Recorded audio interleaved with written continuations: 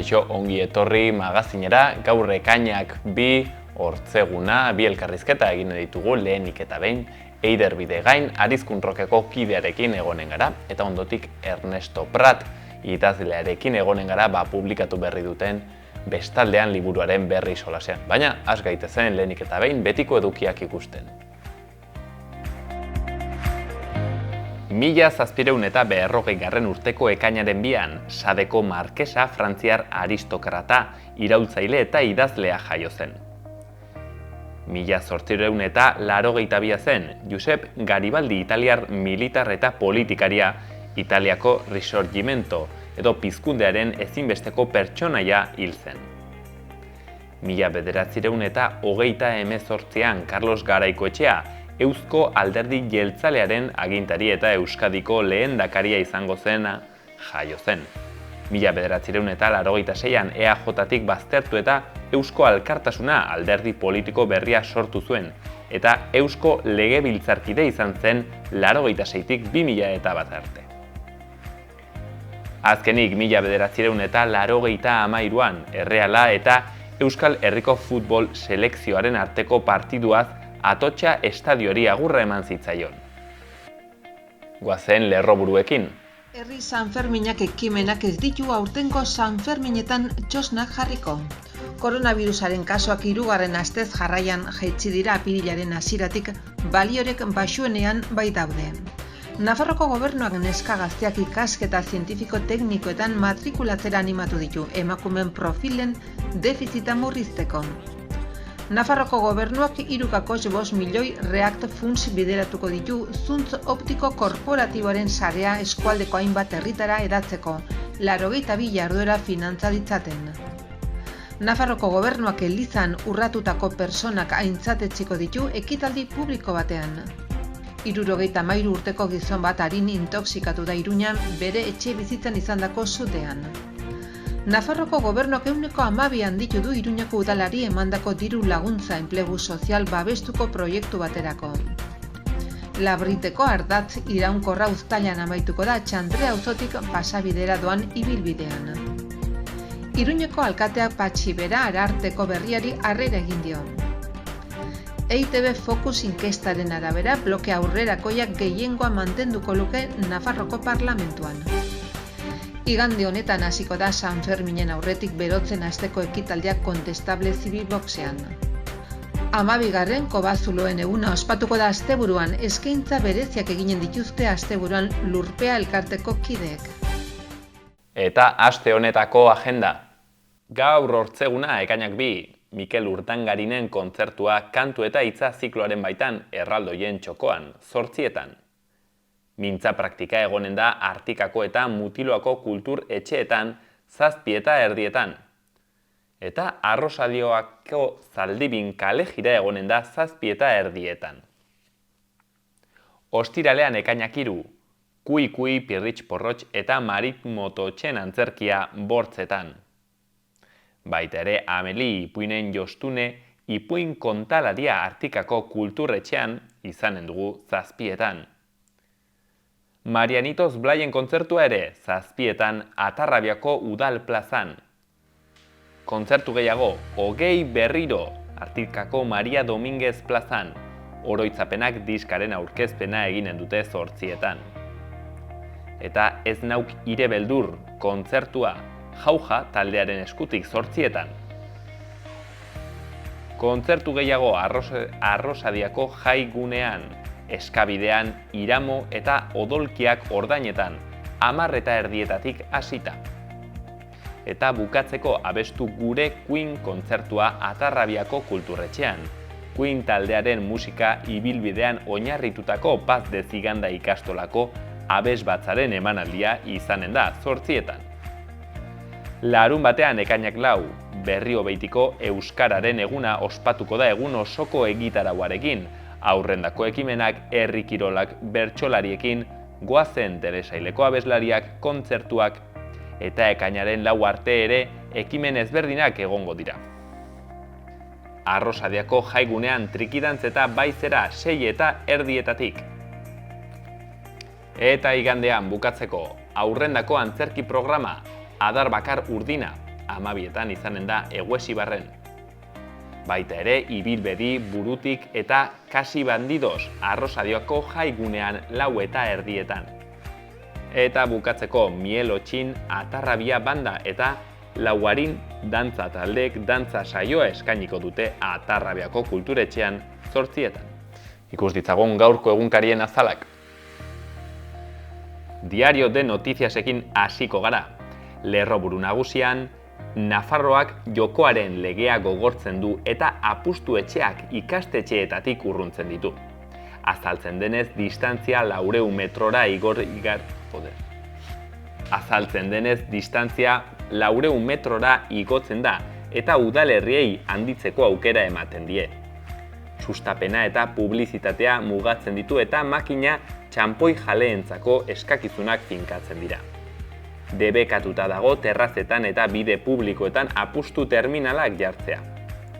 Argazkian berriz Maria Moreno ageri da, giltzurrun trasplantea jaso zuena, eta izenburuan bere hitzak. Emaile batek ia 7 pertsonen bizitza konpondu dezake. 33 pertsona trasplanteen zain daude Nafarroan. Eta beste berri batean, Europako pala eolikoak birziklatzeko lehen planta herriberan egingo da. Diario de Navarrarekin. Lerroburu handian, Nafarroko udalek 2160 plaza deitu dituzte finko eta aldi baterako bihurtzeko. Merezimendu lehiaketak gaur egun postuan direnei sarbidea erraztuko die. Nafarroako gobernuak dagoeneko iragarritako 3.588 gehituko zaizkie. Argazkian Asier Martínez atleta kide batzuekin ageri da, eta izenburuan ezusteko olimpikoa Asierrentzat. Atletak Tokio 2020an korrika egin zituen 10 etxiak eta 2 kalea jaso zituen oparik gisa. Eta erregaietarako eta argirako laguntza irailera arte luzatuko da. Gara egunkarian, Auzitegi Gorenak Europari entzungor egiten dio eta atristain kondenatzen du. Ez du berrikusten giza eskubideen Europako auzitegiak inkomunikazioa babesik gabe uzteagatik ebatzi duen epaia. Fiskaltzak jarrera aldatuz bultzatu eta men ez egitea erabaki zuen. Argazkian, palestinarrak protesta bizian eta izenburuan nor hilko dute bihar, Jeningo palestinarren kezka ageri da. Israelgo armadak urrena nor hilko ote duen kezkatuta biziko dira Jeningo errefuxiatu eremuko biztanleak. Azken 2 hilabeteetan etengabe sarekadak egiten ari da Israel bertan eta 20ren bat hildako utzi ditu jada. Beste albiste batean, Energiaren Nazioarteko Agentziak ohartarazi du 70. hamarkadakoa baino handiagoa izanen den krisia datorrela. Berri egunkarian, altzairu hondakinak bota dituzte itxitako zabortegi batean, Zumarragan.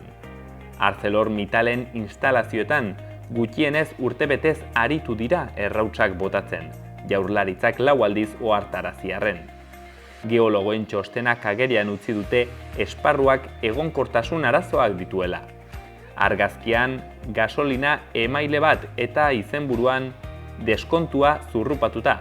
Gasolina laguntzak ezarri aurretiko baino 20 zentimo garestiago dago Hego Euskal Herrian eta 26 garestiago berriz Ipar Euskal Herrian.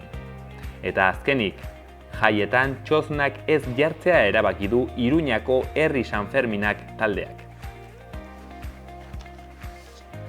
Eta azkenik beti bezala Euskal Herria Irratia berri nagusian, txibiteri pardel zikinak bota dizkiote 03 zikloko langileek. Duela hilabete bat, maiatzaren 2an abiatu zuten 03 zikloko hezitzaile eta langile greba mugagabea.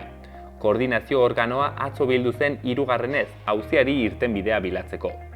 Giltza, parlamentuko taldek dutela aldarrikatu dute, aurrekontuetan aldaketa gehituz. Eta beste berri batean, gizarte segurantzak 300.000 afiliatuen muga gainditu du. Eta azkenik, Diana Bruño Esteilaseko kidearen hitzak. 03aren duintasuna lortzeko zerbitzua publifikatzea da bide bakarra. Gaurko eta biharko eguraldia. Goizean goiz barnealdean lainoa sortuko da eta ipar partean behe-hodeiak agertuko dira. Goizean ostarte zabalagoak irekiko dira eta giroa eguzkitsua izango da. Arratsaldean berriro ere bero-hodeiak ugaritu egingo dira eta han-hemenka zaparrada trumoitsu batzuk bota ditzake eta txingorra egin dezake. Goizean haize aldakor eta suabea ibiliko da. Arratsaldean iparraldeko haizea nagusituko da. Bizi ibiliko da eta maximoak apur bat jaitsiko dira. Ostiralean eguraldiak ildo beretik jarraituko du. Hodeiak eta ostarteak tartekatuko dira. Kostaldean behe-hodeiak agertuko dira. Barnealdean erdi mailako hodeiak eta goi-hodeiak izango dira nagusi. Arratsalde gau partean bero-hodeiak garatuko dira. Egunaren bigarren partean trumoi ekaitzak izan daitezke eta txingorra egin dezake. Egunaren hasieran haize aldakor ibiliko da, Ebro ibarrean izan ezik, bertan hegotik joko. Orduak pasa ahala, iparraldetik finkatuko da. Temperatura ezer gutxi aldatuko da. Eta atxalde honetako, elkarrizketa honetan, lehenengo elkarrizketan, Eider Bidegainekin gaude, arratsalde hon, Eider. Atxalde hon. Bera, Arizkun Rockeko antolatzaileetako bat, da, eta gaur berarekin Arizkun Rock ezain zuzen ere solasteko plazerra dugu. Beraz, Eider, hortik hasiko gara, badugu data, kainaren 24an, aurten ere bai. Bai, aurten ere bai, oia gogoz, pandemia dela eta zerbait antolatzeko eta azkenean, printzipioz, ekainak 24an. Ez bada, atake mundial bat edo zerbait. Bai, ekainak 24an izanen da, eta abertzer moduz.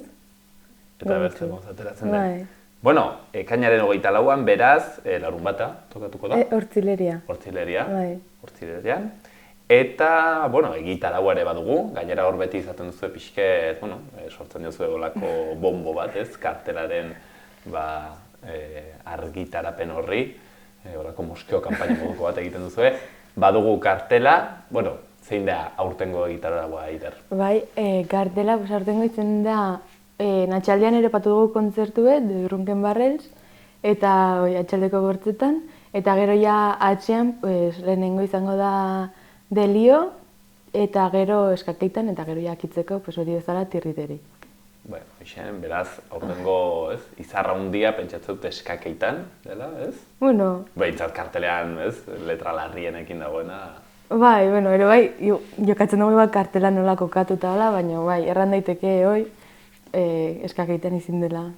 Eta ez aiku ere gustatzen hori zertea taldea hondia etike, hola, denak aukera eta listo.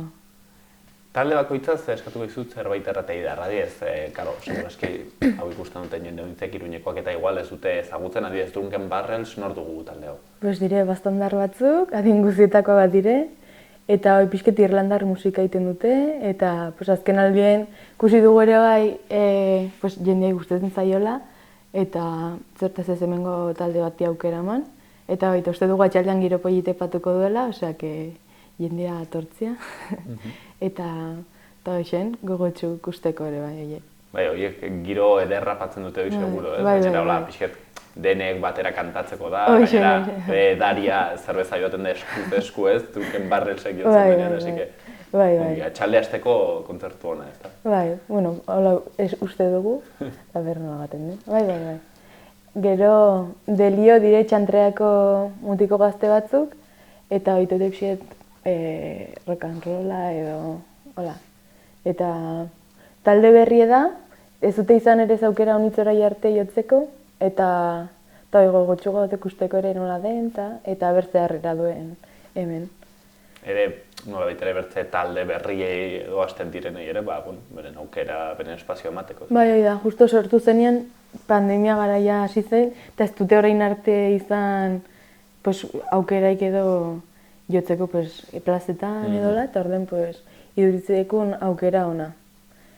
Eta gero eskakeitan, azkeneko jira dute aurten, orden, aber nola, ja ezagunagoak dire, eta uste dugu jendeare erakartzen alduela, eta orai musika estilo berria duten ezola, aber ze giropatzen duten, eta jakitzeko tirriteri. Eta territori hori erramar nuen, territori gainera, bueno, ezagit, ohikoa edo habitual bat, ez? Arizkun roken, haunitzetan jo du, ez? Bai, urtero. Urtero. Urtero egon dire, bai. Eta gustora, pues, bai, hemengoak eta girua bakigu zein den, pues, beti pues, musika desberdin edo, eta no, azkeneko urtea duten eroai, pues, gogotsu pues, bertze urte batez gurekin egoteko, eta hoxen. Beraz, nola baitere da, agurren festa batez, Sakaitan eta territoriren agurra. Bai, horrek pentsatzen nola, bai. Bitaldegia utziko dute. Horretzen agurra, beraz, hasten da Ortrunken Barrelsekin, eta itxi tirriterikin, bueno, pentsatut baten batek ez duela ekituko erabat kaleak zuzen ikusten pentsatu dut egun horretan. A ber. Bueno, galdetu nahi nizun, baita ere,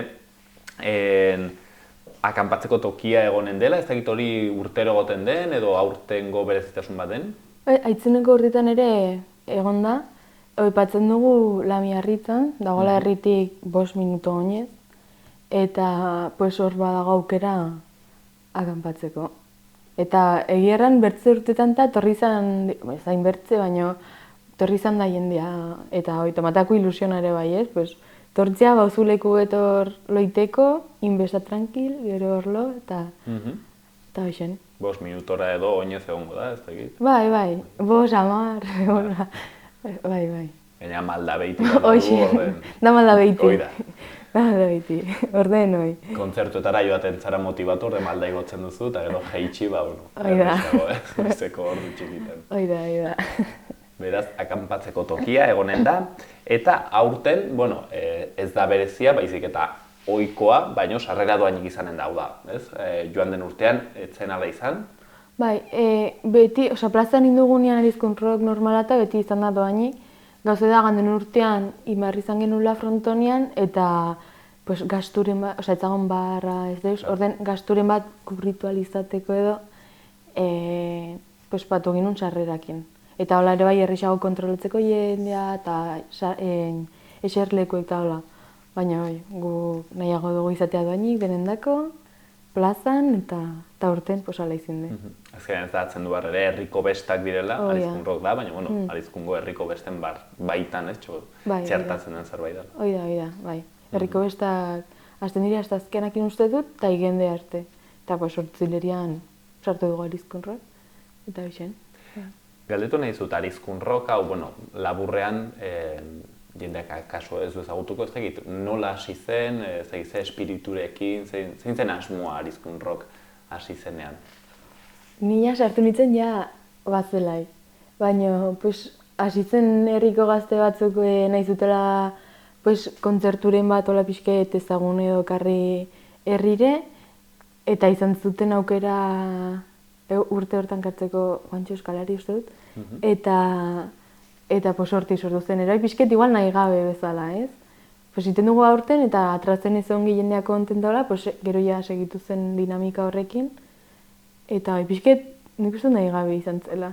Etzagon pentsatu ere, imar dugu Arizkun rock ezakitzen, gero jarraipena mateko da, izan zen urte hortan nola sortatu zela, eta hoxen, eta horrein arte. Eta hori joan da gainera pixket gero eta handiagoa egiten, ez?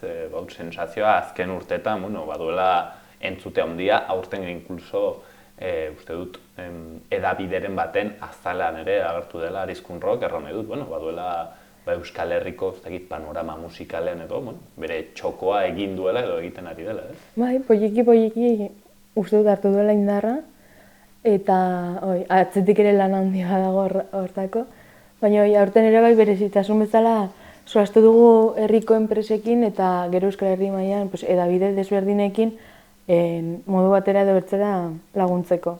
Orden, egunkarietan agertu gara, eta telebistan, irratien, eta hoxen. Mantxo aide hartzen indarra, ez dakik egun noiz arte irango den, baina bai. Gero, zeren honek duena da batez ere, zuek ez zaretela aberasten honekin, ez? Ez, inor ez da aberasten honekin. Dirue dena irabazten dugun eta da egun hori antolatzeko. Eta irabazten dena ez da nahikoa egun hortako. Eta hortaz ere egiten dugu pues, mertxanatra, bai olako gauzek, pues, egun hori eitzen eta alizateko.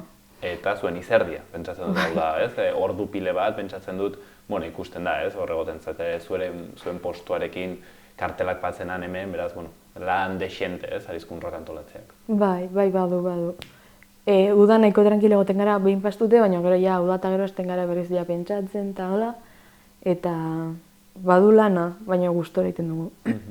Eta gero egunean bertan, gainera implikatzen dire, pentsatzen dut herriko gazteak ere bai, bueno, jo que se, karpa montatzen hau, bertzea. Bai, hoi da. Karpa ja besteetako denez, pues ja lehenengo egunetik egoten da denen artean montatu eta hola, ostatu eta hoi, eta edozer gauzetako hor daude gazteak ere laguntzeko prest, eta... Edateko ere bai. Hoi ere bai.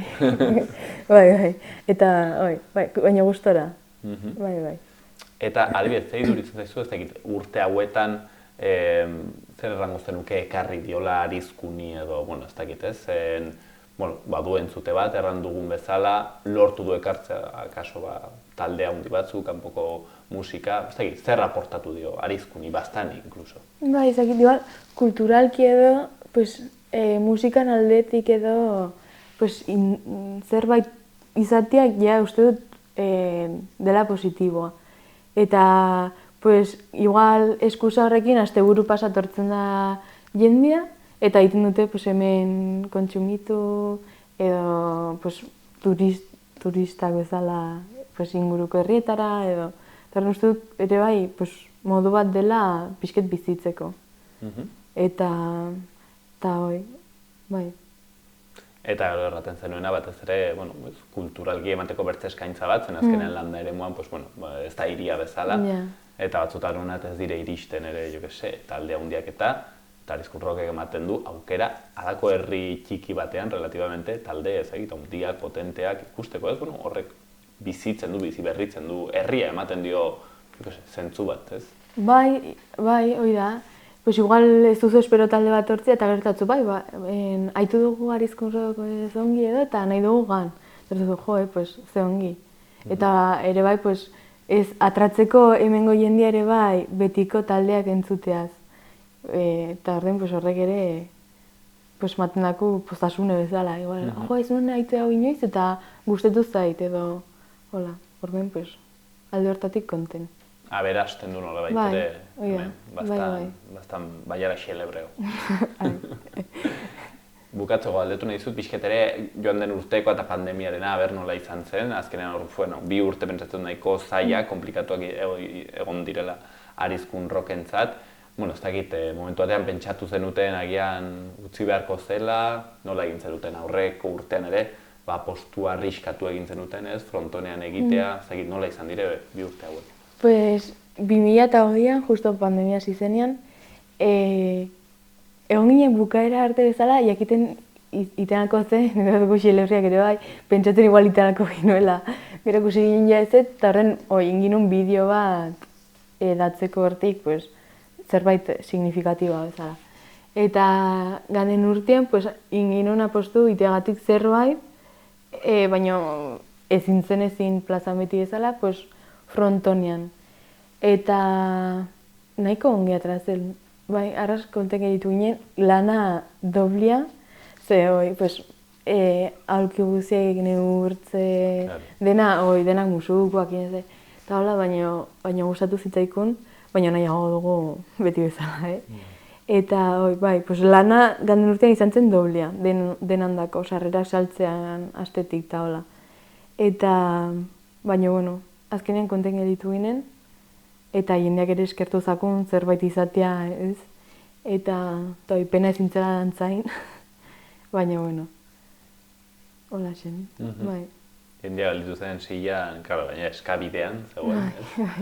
Jendea zagon purdia mugitzen. Bai, azkenean jazen, nahi behizu dantzatu, inork ezatzu dola jaerran bihar. Eta jendea, pues, bai, gustora. Baina, bakoitza bere tokien, atragabe hortik, eta bai. Arraro, baina, bueno, zerbait bederen iten inginuen. Eta esen. Eta aurten ja, bueno, berriz itzultzen da Holgorioa, elkar ukitu zantza egiteko aukera hori. Bai. Beraz, zuek ere pozez pentsatze dut, espektatibekin, nola ateratzen den. Bai. Eta, honekin utziko dugu, Eider, bakarrik eskatuko dizut azkeneko mezu bat. Zergatik etorri beharko zen izarrekin. Iruñan bizi den gazte bat, Arizkun Rockera. Pues, kusteko ere bai herri txiki batean nolako girua sortzen alden, ez dela hirien bezala itea besta, tortzia herri txiki batera nik uste dutela beralde honak, giro ederra izango dela, eta denek disfrutatzeko. Hortxen, espero dugu Iruñako andana bat etorreko dela, mezu horrekin. Eta hemen utziko dugu Eider Bidegain, erran bezala, Arizkun Rockeko antolatzaileetako bat. Espero dugu ongi ateratzea, ekainaren 24an, zita hori, hitzordu hori, hortxen, Arizkunen. Mil esker. Mil esker honi hori. Eta arratsalde honetako bigarren elkarrizketan Ernesto Pratekin gaude. Arratsalde hon, Ernesto. Arratsalde bai. Mil esker gurean egoteagatik. Ernesto idazlea da, Lekaroz herriko alkatere bai, baina idazlea batez ere, eta horregatik dago gaurkoan hemen, bestaldean Euskal Iheslari politikoen bizipenak liburua argitaratu berri dutelako, Jaione Dorai Oskozekin batera, eta liburu horren kontu hitz batzuk eta solas batzuk egitera. Ernesto, lehenik eta behin, zergatik liburu hori orain, 2022an? Bai, egia da, ihesaldia eta erbestearen gaia izan da ezkutuko gai bat, ez? Izan da realitate bat, apur bat itzalean egon dena, eta bai Jaionek, bai nik neuk ere, tokatu izan zaigu ihesaldiak ere bizitzea, ezagutzea, gure ibilbide militantean, eta nolabaiteko kezka ez dakiterra, baina bai asmoa bagenuen, ezkutuan hainbertze urtetan egon den realitate hori, pixka eta azalerazteko asmoa edo izan genuen, ez? Liburuan, Euskal Herriak ezagutu ditu bere historian zehar hainbat erbestealdian, guk liburuan landu duguna izan da 60. hamarkadatik ona. Eman den erbestealdia eta zoritzarez gaur egun arte oraindik irauten duena. Eta orduan, helburua apur bat errealitate hori gizarteratzea, ez? Liburua da eta ekarpen xumea da, baina norabide horretan.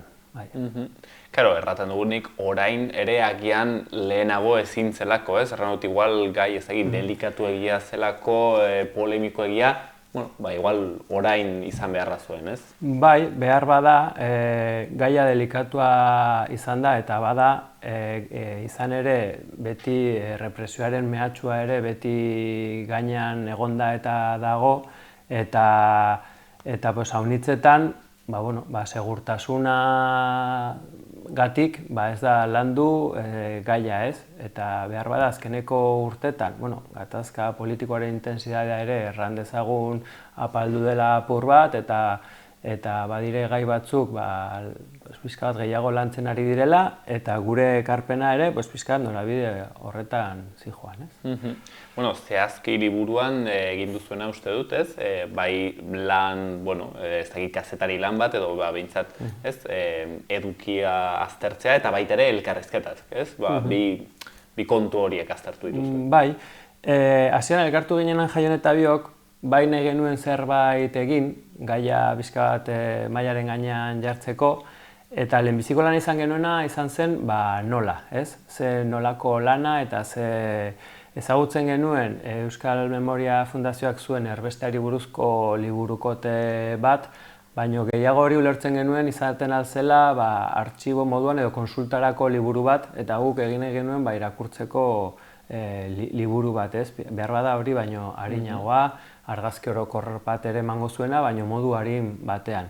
Eta orduan, erabaki genuen zein izanen zen liburuaren ardatza, baloratu genuen kronologikoki egitea, edo nolabait gaika egitea, eta azkenean erabaki genuen hori, ez? Zuk ardatza izatea gaiak edo erbestean eramaten duzun bidea. Hau da, lehenbiziko ematen da egoera bat, zuk erabakitzen duzu ihes egitea, erabaki hori nola hartzen den, eta hartzen duzunean bide bat hasten da, bide horretan hainbat bide gurutze dituzu, hainbat erabaki hartu behar dituzu, eta hainbat egoera planteatzen zaizkizu, eta nolabait bide horren inguruko gaiekin osatu genuen eskema bat, eta hori izan zen gero elkarrizketatuei planteatzen genizkenak, ez? Eta orduan liburua ardatza hasten da sorterritik ihes egitean, eta bukatzen da sorterrira itzultzean. Izan ere, batzuk zoritzarrez bidean gelditu dira, ez? Errate baterako, Elizondoko kasuan, Kepa Arizmendi bera, ez? Baionan hil zela, Gaztanera itzuli gabe. Gero, bertze batzuk suerte izan dugu eta sorterrira itzultzeko aukera izan dugu, eta bertze batzuk gaur egun ez dira itzuli oraindik, ez? Gaur egun badira 33 herritar, 25 ieslari eta 8 deportatu oraindik sorterrira itzultzeko aukera izan ez dutenak. Orduan, ardatza hori hartuta, perfil ezberdinetako ieslari eta ieslari hoiak kontantatu genituen, hau da, perfil ezberdinarra nahi dut, garai ezberdinetan ihes egindakoak eta egoera ezberdinetakoak, ezberdinak bizitakoak, ez? Hau da, deportazioa ezagutu den jendea, konfinamendua eta asignazioa ezagutu den jendea, gerra zigin ezagutu den jendea, euroaginduak, eta bar. Eta orduan, zuk aipatu bezala, 30 elkarrizketa inguru egin genituen, eta pixka bat elkarrizketen eduki horiek osatzeko dokumentazio lana egin genuen. Gaiari buruz idatzitako beste lan batzuk konsultatuz, eta ikusentzunezkoetan agertutakoak, beste ieslariek sortutako fikzioak, saiakerak, eta gero prentsan ere meroteka ere revisatu genuen, eta apur bat horrekin osatu dugu informazio guzia.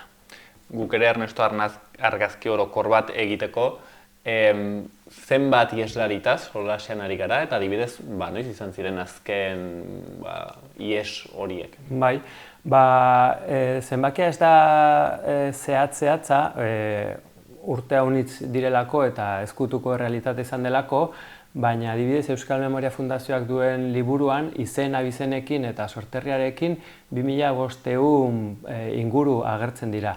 Orduan, zenbaki zehatza errangabe, erraten aldugu, 60. hamarkadatik ona, 2500-3000 lagun inguruk ihes egin behar izan dutela Euskal Herrian arrazoi politikoengatik. Gaian pixket sartuz, aipatu duzuen lehenik eta behin, ukitzen duzuenengo puntua da, sorterritik ez, atzerrira iesaldi hori. Ez dakit, zein da ikusi duzuen, ez dakit, diskurso komuna edo, ez dakit, aurkitu duzuen zerbait pixket denek partekatzen zutela, adibidez, pentsatzen dut, lehenik eta behin erabaki horiek hartzen direla, kasi egunetik gauera.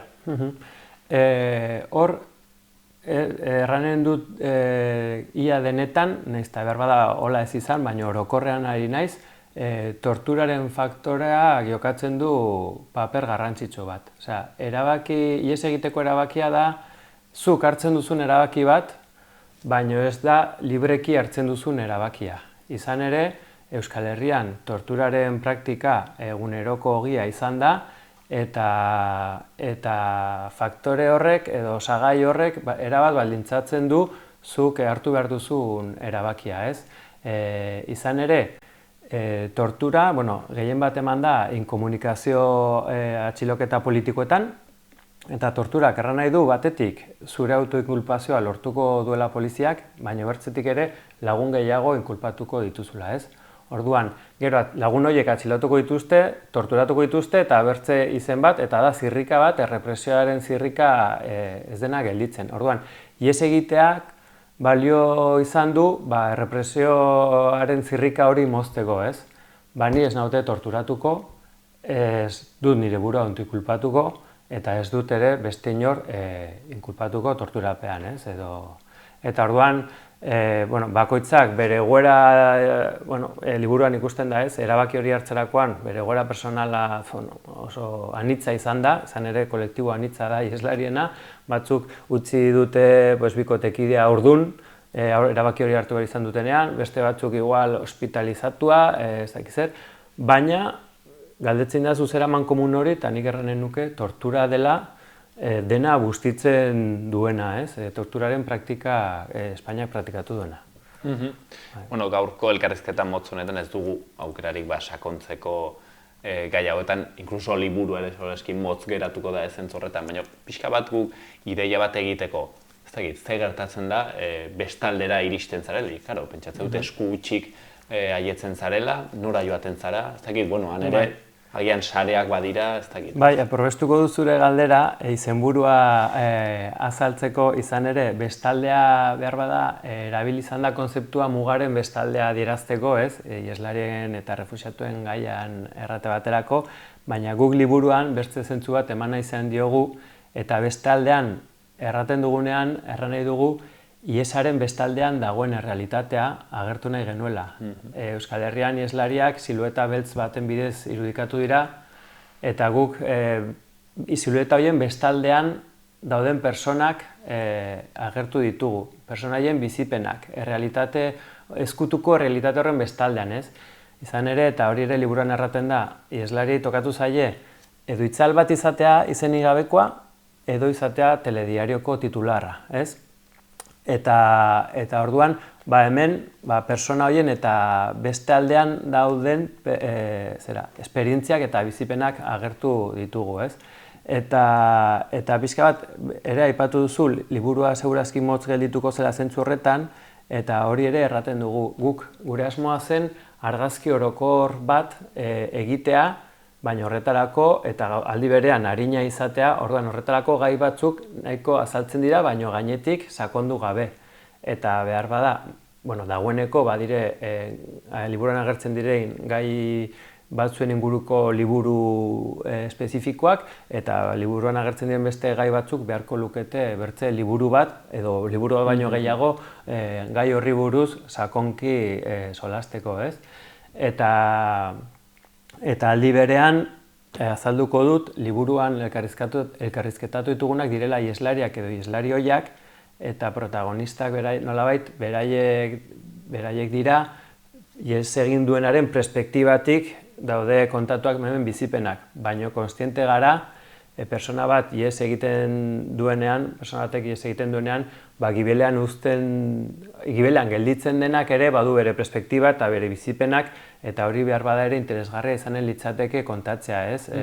Familiaren ikuspegia, bikotekideen ikuspegia, seme-alaben ikuspegia eta ama joaten direlarik ihes, edo elkartasunaren atalean solasten da ere bai, jendeak beste etxetan nola sentitzen den, baina igual interesgarria izango zen ere jakitea etxean iheslari edo militante klandestino bat hartzen duenaren ikuspegitik ze bizipenak dauden, ez? Orduan, erronka ez da txikia, baina badago ere non josta oraindik, bai. Pentsatzen dut, egoera erabat, ez? Bortitzak, emozionalki gogorrak biziko zirela, ez? Bizitzen direla momentu horietan. Gaur egun adibidez, gu gazteagoek ez dugu lertzen, zer den seguraski komunikaziorik gabe egote hori, ez? Gaur egun hiperkomunikatu gaudelako, eta garai horietan gertatzen zen momentu batean, pertsona bat desagertzen zen, eta etzagon bere berririk, eta, familiarrentzat gainera momentu batean akaso hobe, ez izatea berririk, zeren berri handiz baldin bazagoen arriskua. Bai, haunitzetan erran izan da, ez? Berririk ez egotea berri ona izan daiteke da, ez? Bai, ihesak erabateko haustura da. Hartzen duzu ihes egiteko erabakia, eta hartzen du behar zara, zer zinen, norekin, eta zure bizi proiektua, eta dena. Behar bada aldatu behar duzu itxuraz, aldatu behar duzu izenez, beste herrialde batera joan behar duzu, ezin duzu inolako harremanik mantendu gibelean utzi duzunarekin, eta gai hauek, lehen bederen landu dira beti hildo politikotik, baina hildo personaletik edo emozionaletik iruditzen zitzaigun guti landua zela, ez?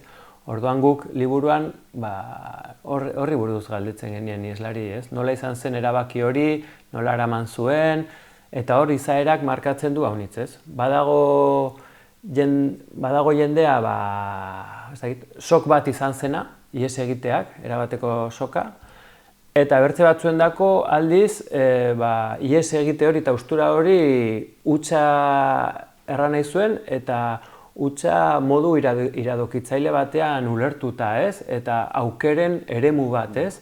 Orduan, hor izaera ere markatzen du. Eta gero egoera hori luzatzen denean denboran haunitz, badire kasuak 40 urte etxetik kanpo egon direnak, izaerak ere markatzen du, ez?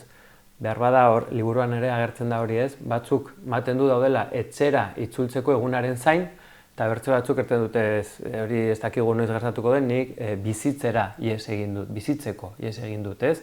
Orduan, segun izaerak eta markatzen du apur bat zure iesaldiak, besteak bertze, ez? Arra nahi dut, badira beste faktore batzuk, klandestinidade maila, paperik duzun edo ez dakit, bai. Gero, ez dakit, 30 elkarrizketatu, bada dexente, ez dakit, sentitzen zenuten, sumatzen zenuten zuek bazagoela kontatzeko gogoa. Gai sensibla dire, delikatuak, uste duzu bazutela beharra ateratzeko hau dena? Gogoa bai, baino kostatzen da, Orokorrean errepresentatuei kostatzen zaie bere esperientzia propioa kontatzea, are gehiago liburu batean argitaratzeko baldin bada. Eta, guk elkarrizketa egitean galdetzen genion, liburuan nola nahi zuten agertu, bere izenekin edo goitizen batekin, eta batzuek ez zuten arazorik izenez agertzeko, eta bertze batzuek eskatu ziguten izenez agertzeko. Eta lagunen behar bada, konfiantzan eta ez da arazorik kontatzeko, baina gero publikatzeko denean nolabaiteko bertigoa edo badago, eta ez da erreza jendeari bere esperientziak eta bere bizipenak eta ateratzea. Ez da erreza izan. Ernesto, hor dago liburua, gozatzeko, mamitzeko, ez dakitala ere, zertzeladaren bat eman dezakezun edo historia baten bat buruan geratu zaizun adibidez, pixka eta kata bat egiteko ikusleentzat. Bai, anekdota desente agertzen dira biztan denez, baina bat edo pare bat aipatzagatik, 89an uste dut izan zela yankiek inbaditu zuten Panama. Eta Panaman baziren ieslariak, deportatuak. Izan ere, garai batean estatu frantsesak deportazioa patzu zuen martza, Espainiarekin batean, eta 3. herrialde batera eramaten zituzten, eta hor baziren euskal deportatuak. Eta hor egoera bitxia eman zen, yankiekin baditu zuten Panama, beraiek zeuden deportatuak dire figura bat ez duena izaera juridikorik, neurri errepresibo bat zen, baino beraiek hango gobernuaren kontrolpean zeuden, baino ofizialki zeudenan, orduan, ematen denan inbasio bat, olako egoera irregular batean edo fiktizio batean dagoen jendea, non gelditzen da limbo batean, ez? Eta, aipatzen du Juanjo, liburuan elkarrizketatu dugun batek, Mikel Laboa kantariaren lehengusu bat zagon apezan, Panaman, orduan haren bitartez lortu zuten elizan eraikin batean babestea. Eta orduan militarrak ez ziren sartzen elizako eraikin horretan, eta egon ziren 50 egunez han sartuek Euskal Herritarrak eta jende gehiago, eta kanpoan militarrek batzen zieten musika gogorra eta gauetan ez lokartzeko eta bar, eta aski egoera komplikatua eman zen, ez? Jankien nahi zuten euskalduna gelditzea bere esku, euskaldunek erten zuten jankien esku zirela gelditu behar, eta azkenean Venezuelako presidenteak bere hegazkina igorri zuen Panamara eta hortik atera ziren deportatuak, eta lako historiak batzutan bat dutela pelikulakoak, ez?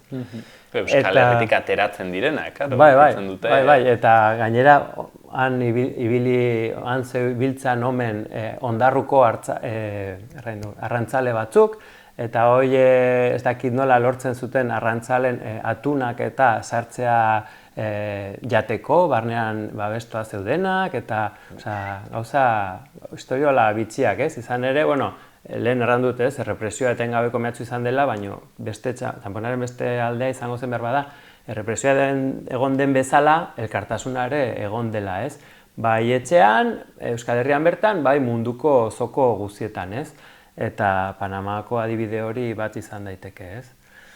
Eta bai, eta gero bertze anekdota batzuk, pues, bitxein zitzaidan, seme-alaben aferarekin adibidez, ieslari batek, paperik gabe zegoen ieslari batek, bere bikotekidearekin, adopzioa egin behar zuten, baina, claro, pues, legalki ezin zuten egin, bion izenean, orduan emaztearen izenean, eta orduan, tortzen zenean, adopzioa sarduratzen zen, teknikaria edo etxera, ieslariak hartu behar izaten zituen etxean zeuden bere gauza guztiak sartu kotxean eta joaten zen bizi ziren baserritik kanpo mendiko zoko batera, ez? Eta mendiko zoko batean, kotxean, bere gauza guztiekin begiratzen urrundik baserria, teknikari hori noiz joaten zen, etxera bueltatu ahal izateko, ez?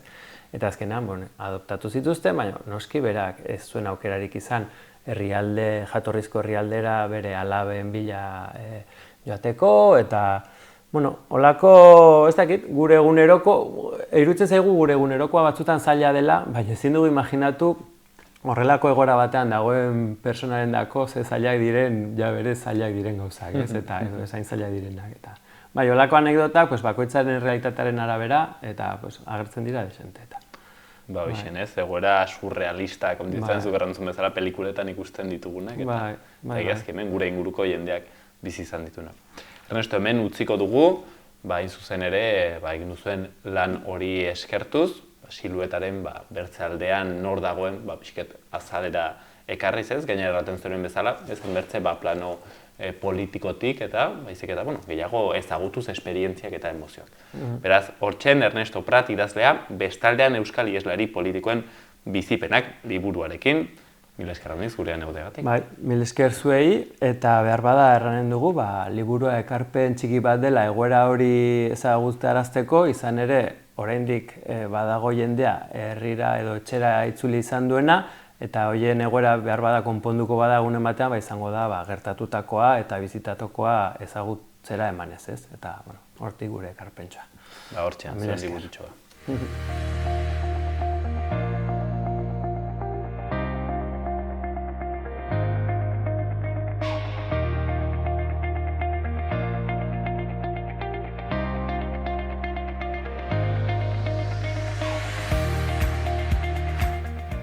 Hauxen dena gaurko zortzegun honetan magazinean bihar ere hemen izango gaitu.